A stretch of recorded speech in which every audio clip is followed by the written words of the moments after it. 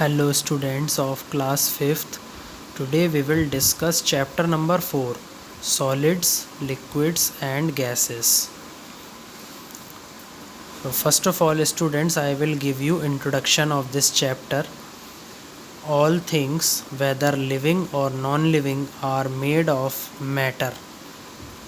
सभी चीज़ें जो कि ज़िंदा हैं या मरी हुई हैं वो किसकी बनी हुई होती हैं? मैटर की, यानी कि पदार्थ या फिर मटेरियल की बनी हुई होती हैं। Anything that has mass and occupies space is called matter.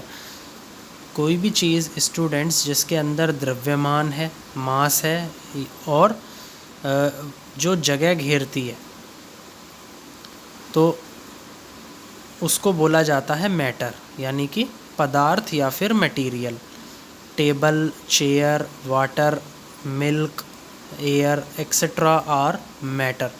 तो students, what are the different examples of matter? Table, chair, water, milk, air etcetera, these all are the examples of matter. Matter is made of very small particles called molecules.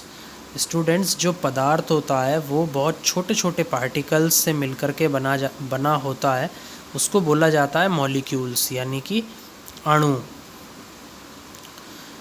On the basis of arrangement of molecules, matter exist in 3 states: solid, liquid and gas. Students, molecule की व्यवस्था के आधार पर जो पदार्थ होता है वो 3 अवस्थाओं में एग्जिस्ट करता है।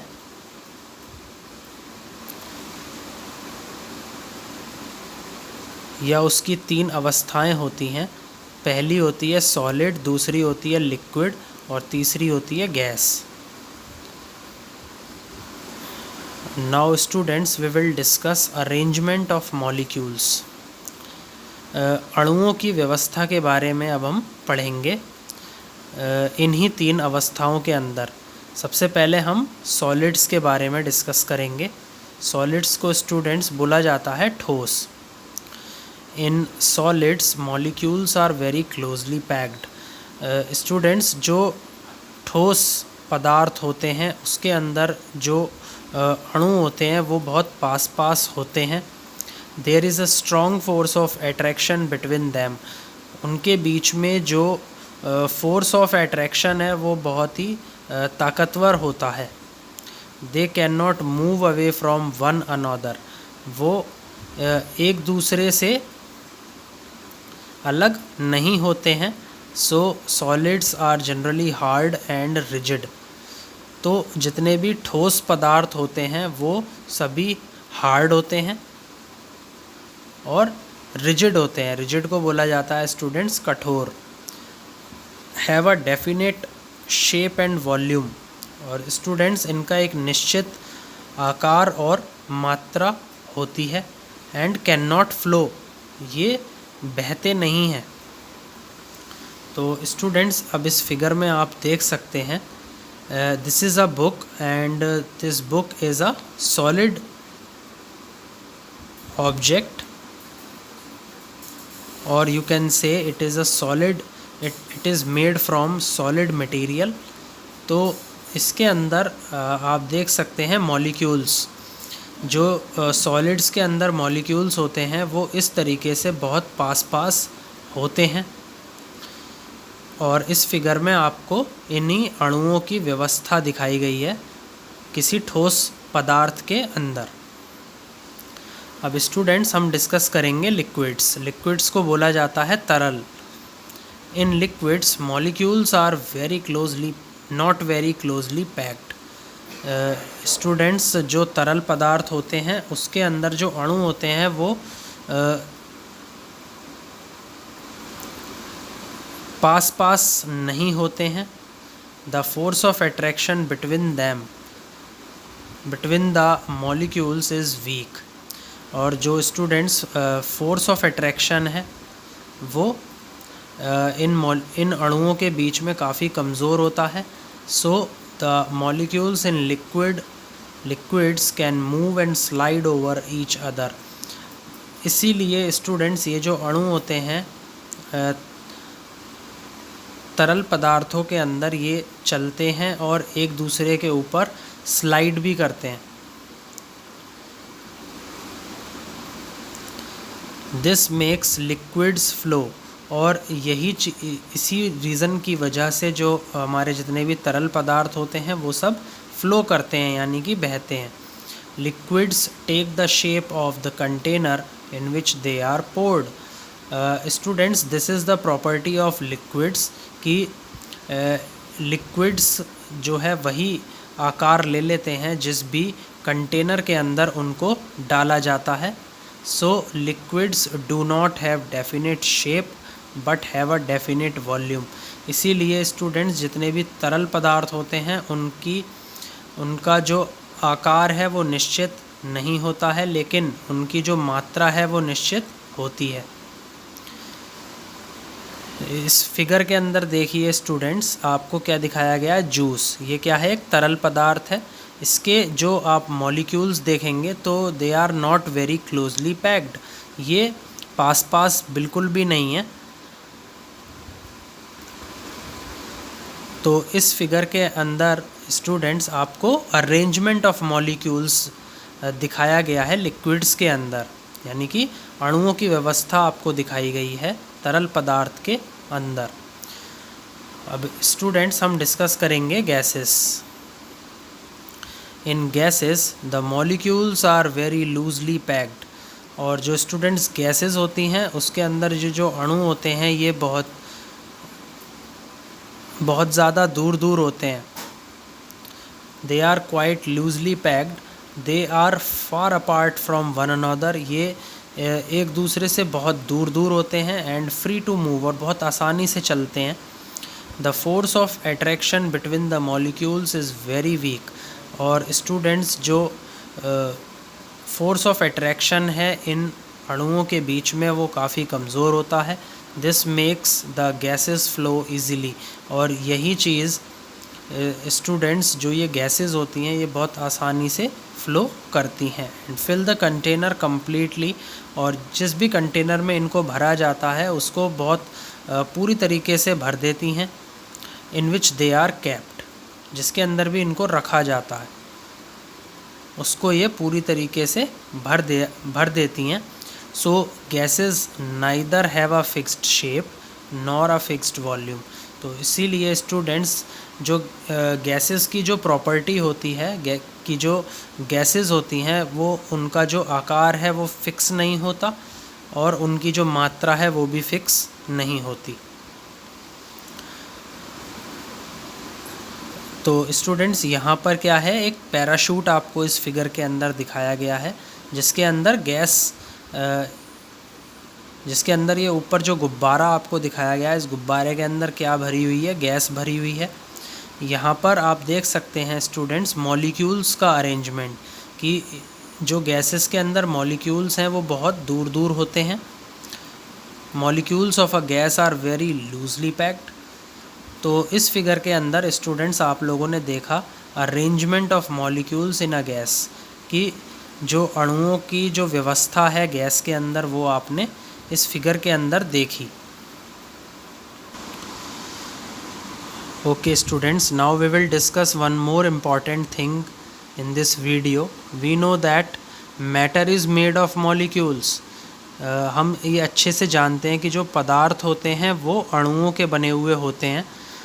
These molecules are made of extremely small particles called atoms.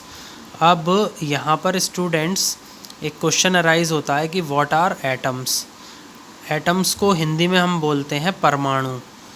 तो परमाणु क्या होते हैं? What are atoms? These molecules are made of extremely small particles. ये जितने भी अणु होते हैं ये बहुत ही छोटे छोटे पार्टिकल्स से मिलकर के बने होते हैं जिनको बोला जाता है एटम्स, यानी कि परमाणु। That cannot be seen with naked eye. इनको हम नंगी आँखों से नहीं देख सकते। All the things we see around us are made of atoms. सभी चीज़ें जो भी हम अपने आसपास देखते हैं वो एटम्स की बनी हुई होती है, यानी कि परमाणुओं की बनी हुई होती है। Atoms generally do not exist independently. जो परमाणु होते हैं वो इंडिपेंडेंटली एग्जिस्ट नहीं करते हैं।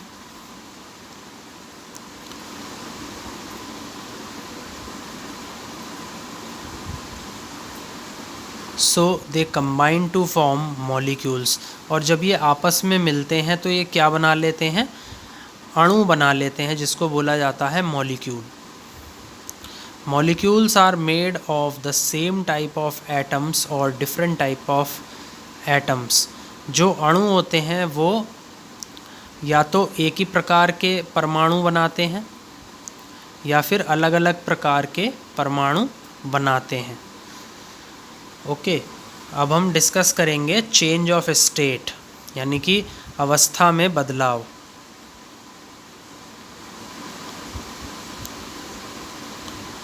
One state of matter can be change to another on heating और कूलिंग। एक अवस्था किसी भी पदार्थ की बदली जाती है किसी दूसरी अवस्था में, जब या तो हम उस पदार्थ को या तो गर्म करें या फिर उसे ठंडा करें। डू यू नो, क्या आप जानते हैं, हाउ दिस हैपन्स, कि ये कैसे होता है। The question arises here. Let us see the effect of heating और cooling on the molecules of matter. आइए स्टूडेंट्स देखते हैं गरम करना और ठंडा करने का जो प्रभाव है कि किनके ऊपर, अणुओं के ऊपर। किसी भी पदार्थ के अंदर जो अणु होते हैं उसके ऊपर अब हम हीटिंग और कूलिंग का क्या देखेंगे, इफ़ेक्ट। ओके, तो सबसे पहले स्टूडेंट्स अब हम डिस्कस करेंगे एवेपोरेशन। एवेपोरेशन को स्टूडेंट्स हिंदी में बोला जाता है भाप या फिर the process of becoming a vapour, या ऐसी प्रतिक्रिया जिसमें क्या बन जाती हैं, वेपर, यानी कि स्टीम।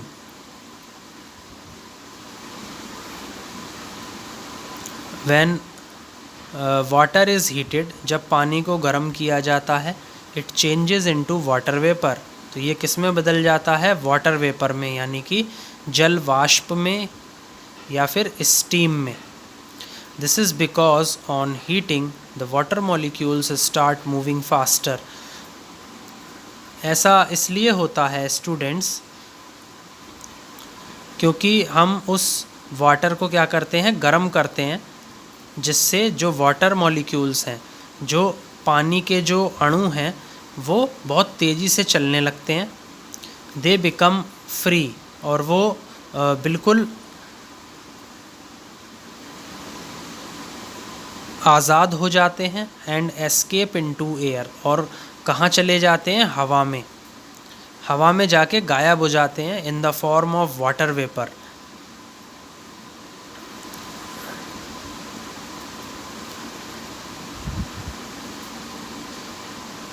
वाटर वेपर बनकर। And can move much more freely, और हवा में जाने के बाद ये और भी आज़ादी के साथ घूमते हैं। The change of a liquid into gaseous state on heating is called evaporation. यहाँ पर एक क्वेश्चन अराइज होता है स्टूडेंट्स कि what do you mean by evaporation. Evaporation एक ऐसा बदलाव है जिसके अंदर जो कोई तरल पदार्थ है वो किस में उसकी जो तरल अवस्था है उस पदार्थ की वो किस में बदल जाती है, गैसियस अवस्था में बदल जाती है गर्म करने के बाद। उसको बोला जाता है एवेपोरेशन, यानी कि भाप, या फिर the process of becoming a vapour. Now we will discuss condensation. Okay, so condensation को स्टूडेंट्स हिंदी में बोला जाता है संघनन। और इंग्लिश में हम इसको बोलते हैं process of changing gas into liquid. ये एक ऐसी प्रतिक्रिया होती है जिसमें किसी भी गैस को तरल पदार्थ में, तरल अवस्था में बदला जाता है। When steam gets cooled, जब हम भाप को ठंडा करते हैं, it condenses to form water again, तो ये संघनित होकर के दोबारा से क्या बना लेती है, पानी बना लेती है। This happens because on cooling steam, और ऐसा इसलिए होता है क्योंकि जो ठंडी भाप होती है उसके अंदर the movement of water molecules becomes slower. जो पानी के जो अणु होते हैं उनका जो चालो चलन है वो धीमा हो जाता है। दे बिकम लेस फ्री, वो बहुत कम आज़ाद हो पाते हैं चलने के लिए, to move, and come closer to one another, और वो एक दूसरे के और करीब आ जाते हैं और क्या बना लेते हैं, पानी बना लेते हैं। तो यहाँ पर स्टूडेंट्स अब एक क्वेश्चन अराइज होता है, what do you mean by condensation. तो कंडेंसेशन की जो डेफिनेशन है वो हम डिस्कस करेंगे। The change of a gas, gas में बदलाव, गैस को किस में बदल दिया जाता है, लिक्विड में, लिक्विड स्टेट में। ओके, जो गैसियस अवस्था है उसको तरल अवस्था में बदल दिया जाता है ऑन कूलिंग, ठंडा करने पे। तो उस प्रोसेस, उस प्रतिक्रिया को बोला जाता है कंडेंसेशन, यानी कि संघनन। जैसा कि स्टूडेंट्स आप इन फिगर्स में देख रहे हैं, सबसे पहले आप देखेंगे एवेपोरेशन। तो यहाँ पर आपने किसी पैन के अंदर वाटर को क्या करा, गर्म किया, तो वो किस में, पहले किस स्टेट में था, लिक्विड स्टेट में था, तो वो लिक्विड स्टेट से किस में कन्वर्ट हो गया, गैसियस स्टेट में।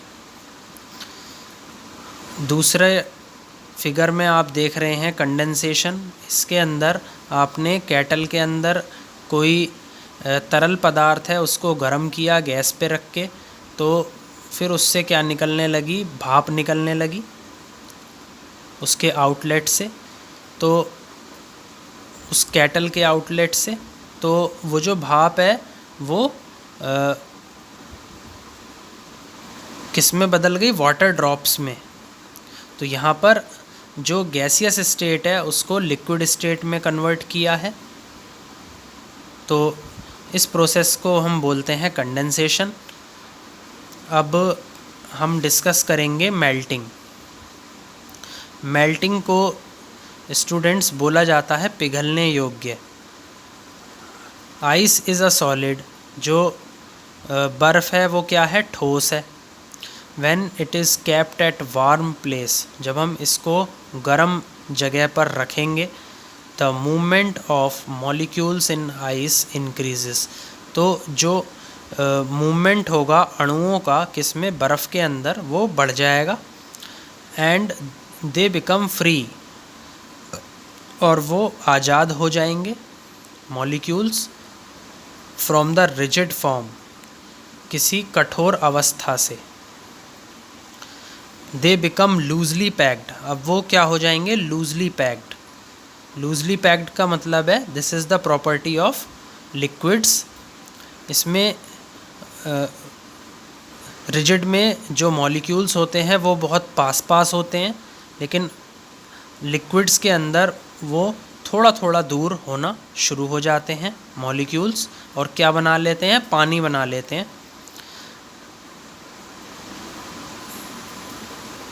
The change of a solid, अब यहाँ पर एक क्वेश्चन अराइज होता है, what do you mean by melting. The change of a solid into liquid state. Solid state किस में बदल जाती है, लिक्विड स्टेट में, ऑन हीटिंग, गर्म करने पर, तो उसको बोला जाता है मेल्टिंग, यानी कि पिघलने योग्य।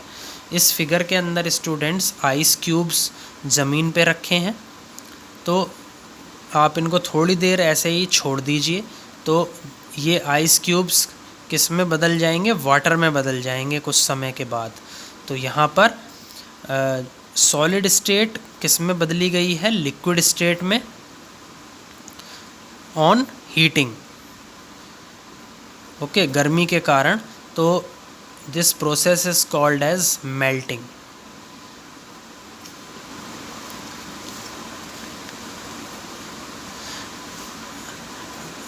नाउ स्टूडेंट्स ये देखिए, no this also some substances directly change from solid state to gaseous state on heating.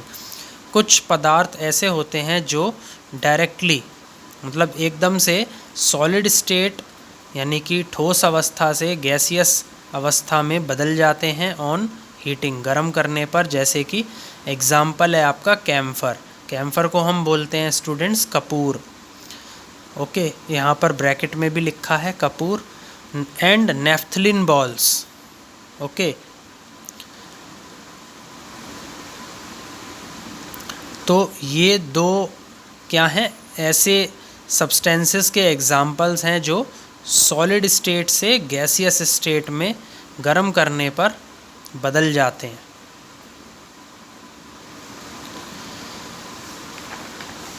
अब स्टूडेंट्स हम डिस्कस करेंगे freezing. When you cool water, जब आप पानी ठंडा करते हैं, the movement of its molecules slow down, तो जो अणुओं का जो चालो चलन है वो धीमा पड़ जाता है। They come very close to one another, अब वो बहुत पास पास आ जाते हैं एक दूसरे के। And pack into a rigid shape, और किस चीज़ में पैक हो जाते हैं, एक कठोर आकार उनको मिलता है, और वो क्या बना लेते हैं, आइस यानी कि बर्फ़ बना लेते हैं। The change of a liquid into solid state on cooling is called freezing. यहाँ पर स्टूडेंट्स एक क्वेश्चन अराइज होता है, what do you mean by freezing. Freezing को स्टूडेंट्स हिंदी में हम जमना बोलते हैं और इंग्लिश में ग्लेशियन बोलते हैं। The change of a liquid, जब कोई तरल पदार्थ या कोई तरल अवस्था को हम ठोस अवस्था में बदलते हैं ठंडा करने पे, तो उसको बोला जाता है फ्रीजिंग यानी कि जमना। यहाँ पर स्टूडेंट्स आप देख रहे हैं कि पहले आपने इस आइस ट्रे के अंदर क्या भरा होगा, पानी भरा होगा। फिर थोड़ी देर बाद आपने इसको, थोड़ी देर के लिए आपने इसको रेफ्रिजरेटर में रख दिया होगा। तो जब आपने इसको थोड़ी देर बाद रेफ्रिजरेटर से निकाला होगा तो यहाँ पर क्या बन गए, आइस क्यूब्स बन गए। तो यहाँ पर जो लिक्विड स्टेट है वो किस में बदल रही है, सॉलिड स्टेट में। तब हम उस प्रोसेस को बोलते हैं फ्रीजिंग, ओके। अब स्टूडेंट्स ये एक इम्पॉर्टेंट माइंड मैप है आप लोगों के लिए, इस कि किस तरीके से ये अवस्थाएं बदलती हैं। जैसे सपोज़ करिए आइस है, अगर आप आइस को मेल्ट करेंगे, आइस को पिघलाएंगे तो क्या बन जाएगा, वाटर, यानी कि सॉलिड स्टेट किस में बदल जाएगी, लिक्विड स्टेट में। यदि आप इसका अपोजिट कर दें कि वाटर को आप क्या कर दें, फ्रीज़ कर दें या उसको जमा दें, तो क्या बन जाएगा, बर्फ़। तो यहाँ पर क्या होगा, जो लिक्विड स्टेट है वो किस में बदल जाएगी, सॉलिड स्टेट में। अब वाटर को जब आप एवेपोरेट करेंगे, उसकी भाप बनाएंगे तो क्या बन जाएगी, स्टीम, ओके। स्टीम को हम वाटर वेपर बोलते हैं। Water changes to water vapour, तो liquid state is changes to gaseous state in this process of evaporation. अगर हम इसका अपोजिट कर दें तो वो क्या होगा, कंडेंसेशन, कि वहाँ पर जो स्टीम है, जो वाटर वेपर है, वो किस में चेंज हो जाएगी, वाटर में। तो गैसियस स्टेट किस में बदल जाएगी, लिक्विड स्टेट में बदल जाएगी, ओके। तो उस प्रोसेस को बोला जाता है कंडेंसेशन। तो आई थिंक स्टूडेंट्स आपको यहाँ तक जो चीज़ें हैं आपको समझ में आई होंगी। Please like, share and subscribe my video. Thank you.